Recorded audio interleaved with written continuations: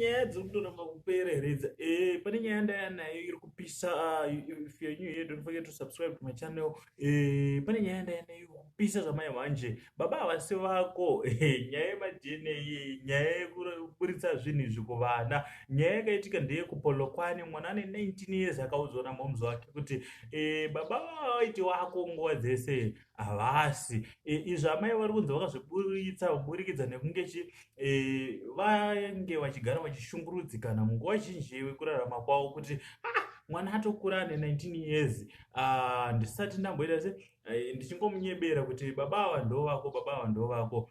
Saka hanzi vakazofunga rimwe zuva zvavo vakagara momzi vakati gandiudze mukomana chokwadi azive, because izvozvozvo zvinotoita ngezvo zvinotoshungurudzawo vamwana momzi. Vamwewo havaonekwa tori comfortable because mudhara anenge aripo wacho anenge achiexista, anenge ari active wacho anenge achisponsa zvakanaka. Saka kuti uzomubreka his heart just like that vanenge vachiti vamwe vanozviita kuburikidza nembereko inenge yatonetsa chaivo mudheni, obva vabuda zvavo vanotsvaga mwana. Ivavo I think vanenge vari safe zvavo ende vanenge vatori stable, but momzi manje yakazorwadziwa nazvo. Momzi yekupolokwane, amai vekupolokwane vakazorwadziwa vakabva vashedza mwana wangomana ne19 years zvikanzi waiti baba vako vai havasi.